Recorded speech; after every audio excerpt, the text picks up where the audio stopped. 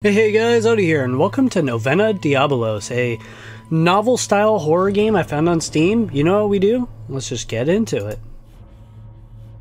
Attention, I don't have any previous save files. Do I want to stream the game? In streaming mode, certain endings are excluded. I'm not streaming, I'm recording. Okay, well, this game did seem pretty well reviewed, so... This game is pure fiction. Its contents have no connection on any existing locations, names, people, events, organizations, or institutions. You belong to your father, the devil, and you might carry out your father's desires. Okay. He was a murderer from the beginning, not holding for the truth. There is no truth in him. When he lies, he speaks his native language, for he is a liar and the father of lies. Now, is the devil a murderer, or is he just take care of the murderers?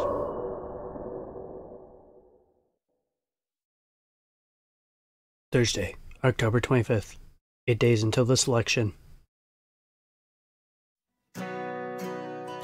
Radio host. No clouds in sight, meaning making this perfect time to spend some cozy days with your family. Such nice weather.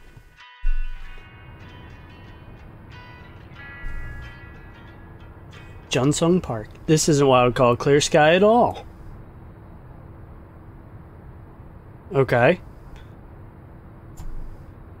There I go, mumbling myself again. I have to stop complaining about everything so much. The whole road is covered by a dense fog. It's the complete opposite of what they're saying on the radio.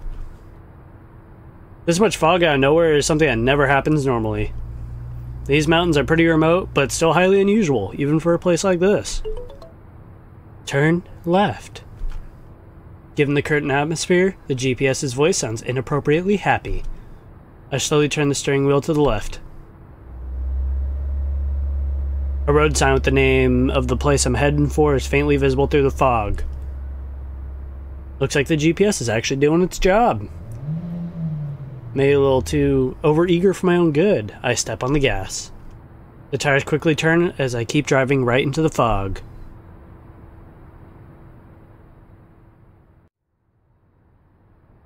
I keep driving along the road, which is almost completely covered in a hazy, thick fog.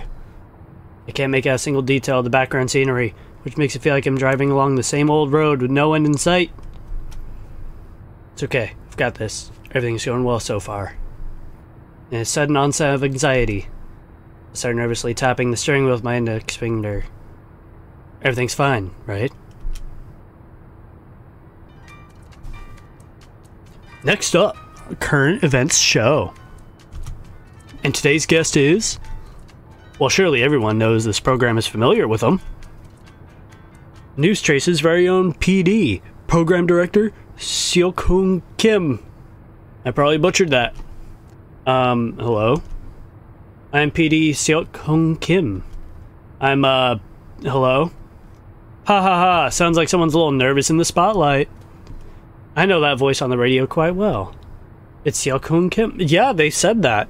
Who is my senior at the company, a well-recognized PD who has strongly opposed my coverage. Quite frankly, his voice is the last thing I want to be hearing right now. But I might want to talk about news that involves me too, so I deliberately turn the frequency back just in time.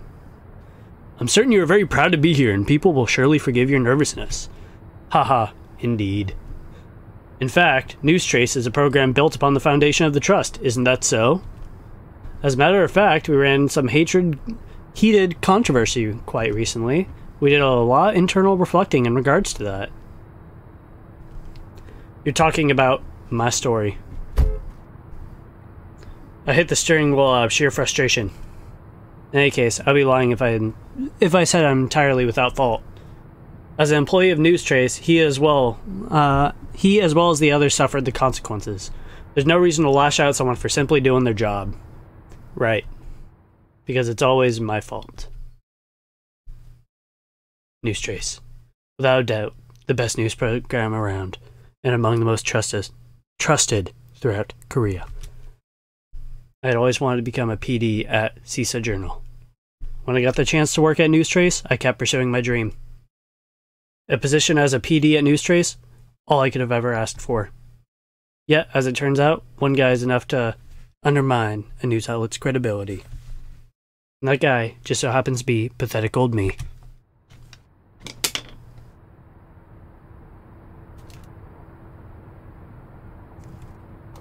This is strange. I feel like I've been through here before. Please don't tell me I'm lost. In 300 meters, turn right.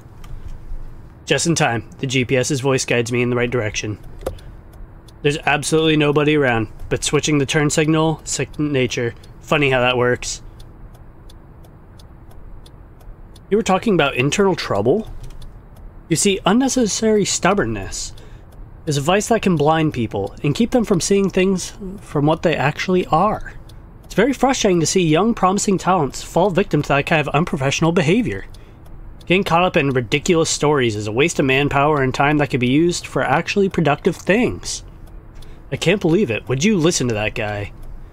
Despite trying my best, I can't keep myself from cursing. He's clearly talking about me. He's talking about what I've discovered so far, trying to dismiss it as absurd. He's doing so openly to convince the public of my mistake. I know exactly what he thinks of my coverage. I really do. Honestly, I can understand his point of view. Nobody likes to be talked about like that behind their backs. I stare at the radio angrily. I do so even though I know exactly that it won't make him shut up.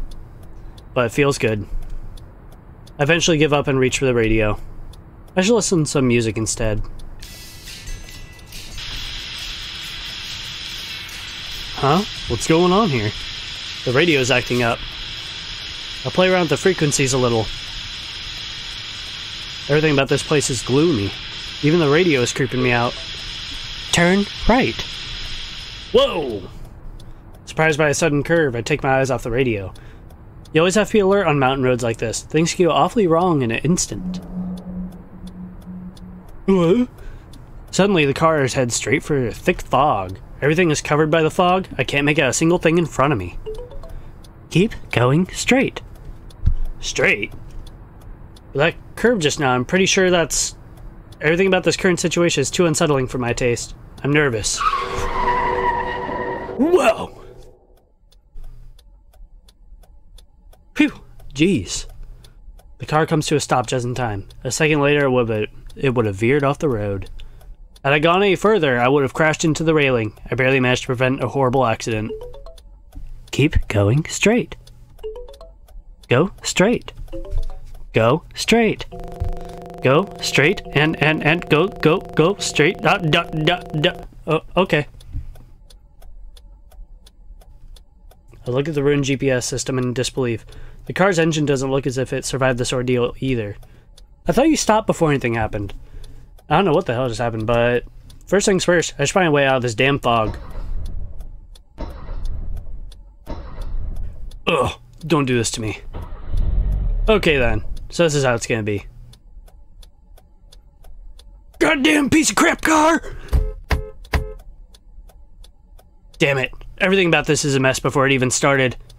Kim's face pops up in my mind. With his stern look, reprimanding me. I can't let him have his last laugh. I need to stay calm. The car just broke down. Phew! Hopelessness starts to weep over me as I get out of the car. I have absolutely no clue where I am because of this disorienting fog. And the only means of transportation just died on me.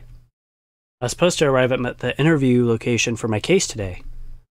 But I can forget about things going according to schedule now. Can't be helped. It's out of my control. I'm deciding what's the smartest thing to do right now is to contact my boss. I doubt he'll be pleased to hear from me. The guy who didn't listen ventured out on his own. Best off make a report. So you talking about Kim?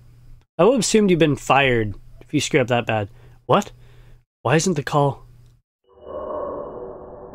Huh? No signal. Am I really that deep in the mountains? Try as I might. I simply can't find a way to establish contact from the outside world. No, this isn't working. I should probably have a look around. If I'm lucky, there's some sort of rest stop or motel nearby. Otherwise, I start mentally preparing for quite a hike. Guess I'll have to leave the car here. I start packing up some things from the car that should prove useful. Having packed my things, I tighten the straps of my backpack and start walking along the road. Pretty convenient you had a backpack, though. That would have sucked. I sure hope I'm not far away from civilization.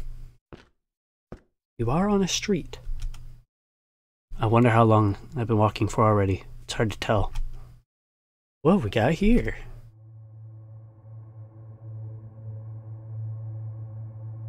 Hope Hill Village. I look around and try to make things out in the fog. The sun's already starting to set already. Meaning I'll probably have to stay here for the night. At the village, there should be a way to establish contact to the outside world.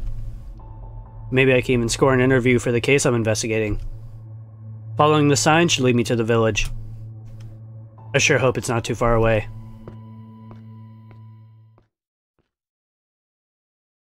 Seems like the village is further away than I thought. I stop for a moment and take a look around. Phew! The sun is gone now. And all that's left is a pale blue moonlight reflected off the road. That tree. That tree. What is that? What a strange tree. Strips of white cloth are tied to the dying tree, moving slowly in the faint wind. Just looking at it gives me goosebumps for some reason. Nope. Too creepy for my taste. I pass the tree while rubbing my arms to ward off the goosebumps. The further I walk away from it, the quieter the eerie sound of the wheezing wind gets.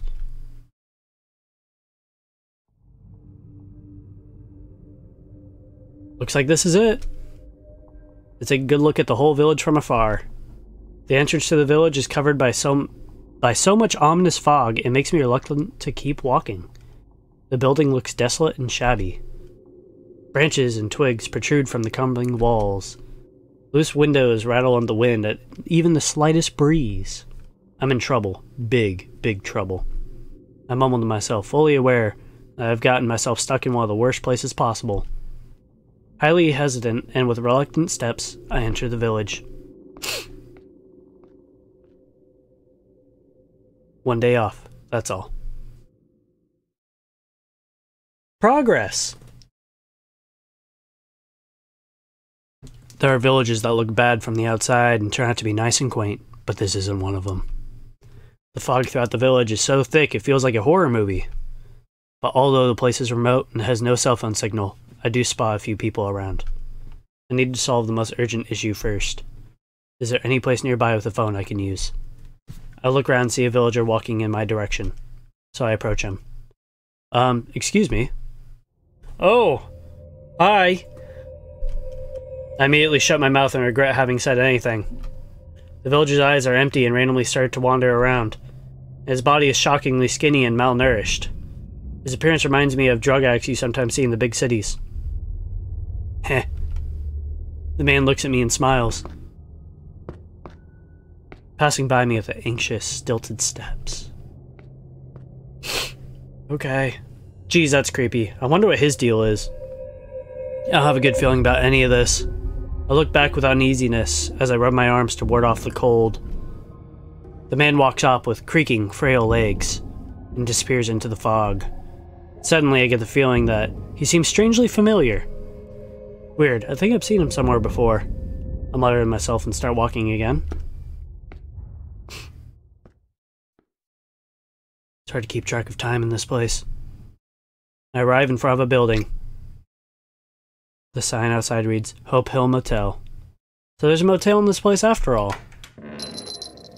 I mumble something to myself and push open the door. This is the actual motel? There's gotta be a landline phone. Whole place. Got some good jams in this motel. The whole place looks very old-fashioned and rural, a classic country-style motel. It doesn't smell particularly bad and looks clean enough. That's already more than I was expecting. With that in mind, I make my way to the counter. Ooh, the motel owner who is sitting at the counter looks at me with a curious expression on his face. Maybe it's because he's not used to seeing customers. I highly doubt that many people from the outside pass through here. Just you? Need a room for one? Can I use your phone before booking one? Phone? Yeah, I have an urgent call to make, but my cell phone isn't working. Oh my, how unfortunate. I'm well aware of my bad luck. 여기가 안개가 좀 지독해요. I'm sure you have noticed the fog that has befallen us. 한번 안개가 끼면 바로 코앞도 겨우 보이고. Once the fog is like that, you can barely see your own feet on the ground. 안개가 이 모양이니 대중교통도 이맘땐 여기까지 못 와요. With the fog like this, no public transportation is running. Nothing will pass through here. 그리고 이상하게 전화도 먹통이 됩니다. And oddly enough, the phone appears to have stopped working. The motel owner picks up the phone in front of him. He dials random numbers and tries to make a call, but nothing happens. 봐요. Just take a look at it yourself. It's not working. So there's no way to get in contact with the outside world? 그러게 왜 하필 이럴 때 여기 오셔서? Why would you even come here at a time like this? 출장 오신 거요? Are you on a business trip or something? Well, yes. I've got some things I need to take care of nearby. I can't do anything if there's no way to call this in. What are my options here? 뭐 어쩌겠습니까? 이 살다 보면 운 나쁜 날도 있고 그런 거 아니겠소? Well, I'm afraid there's not much I can do. Having bad luck every now and then is the price we pay for living. 걱정은 마셔. But don't worry. 이 일대가 이런 걸로 유명하니까. This is quite 사유서 같은 거 떼주거든. This is quite a common occurrence in this area. You'll receive an official confirmation letter proving you actually got stuck here. 일자리에서 잘리거나 하진 않으실 거요? You won't get fired from your job. If what he's saying is true, the strange fog seems to be some sort of natural disaster around these parts. Is that actually a thing? This is the first time I've ever heard of fog like this in this country. I cast a puzzled look at the motel owner, but he doesn't seem to be paying much attention as he writes something down on his logging sheet. 그래도 하루 이틀이면 안개가 거칠 거요. This fog will clear up in a day or two. 안개가 거칠 때까지만. Please stay here and rest until that happens. 마을 내부는 안개가 그리 심하지 않아서 지내는데 크게 불편할 것도 없을 거고. There isn't that much at the fog within the village itself, so you shouldn't feel too uncomfortable. 안개가 하도 끼어대니까 마을 내부에 슈퍼도 있고. We have a supermarket in our village. 있을 건 다 있어요. You should be able to find everything you need there. I guess there's nothing I can do about it. Well then, sign me up for a room for one, please. 그럼 여기에 이름이랑 적으시오. Please write down your name right here. I sign my name on the lodging sheet. There you go. Oh, but there's no signal at all. My card won't work. Am I right? 현금 없어요? You don't have any cash on you? I'm afraid not. Just some change. 후불로 달아둘 테니 안개 거치면 내쇼. We'll postpone it for now, and you can pay me once the fog is cleared. 박준성 씨라. Junsung Parks? The name, then. 됐습니다. 여기 키 받으십시오. Alright, here's your key. 방은 301호로 가시면 되고. You'll be staying in room 301. Thank you very much. 뭘 서로 돕고 사는 거지. No problem. Helping each other out is what we're here on this earth for. I bow my head to the smiling motel owner and head off to my room.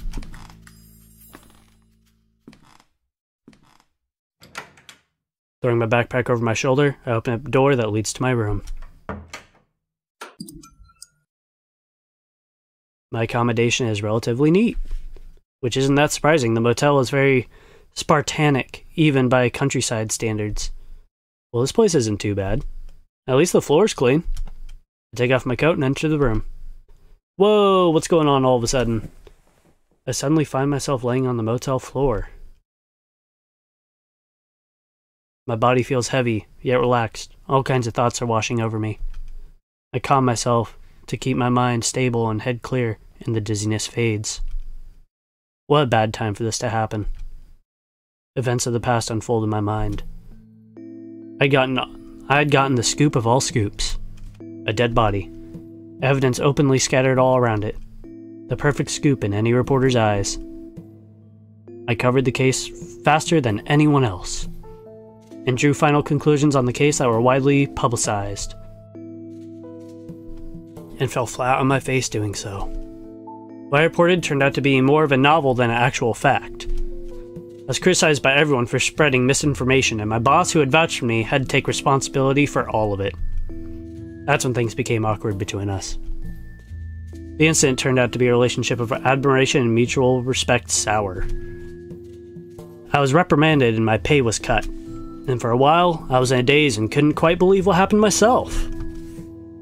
While everything that I had ever worked for crumbled around me,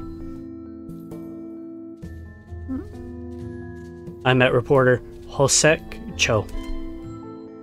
You're really gonna let your life get ruined by that one thing? Come on, I bet that's not how you envisioned your dream playing out.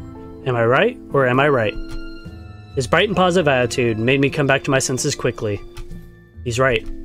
I can fix my mistake by trying again and proving everyone wrong. That was the promise I made to myself before jumping into this case. A mass disappearance case. My research made me realize there was common connections and overlapping similarities in these nationwide disappearances. Chasing leads on this case is what ultimately led me here. However, due to recent development of special tourism zones, the whole area is very different from what's shown on GPS map. I got lost and GPS had trouble keeping up. The fact is, zero information about this village may be related to that as well. Anyway, this village is part of the area too. As a result, it is automatically part of my investigation research. You said this fog will clear up in a day or two, but I shouldn't let any of that time go to waste. Twiddling my thumbs and doing nothing would be foolish. My time would be better spent researching and looking for leads and clues in the village. Alright, I get up. My body feels tense again, instead of limp and weak, and I'm back in control.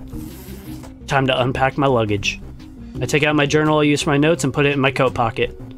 I make sure my phone's camera works before plugging the charger into an outlet. Time to take out all the files out of the backpack and arrange them in order. And... huh? It's a fairy tale book Hosek Cho gave me as a gift. The gift's purpose is to remind me of my initial commitment.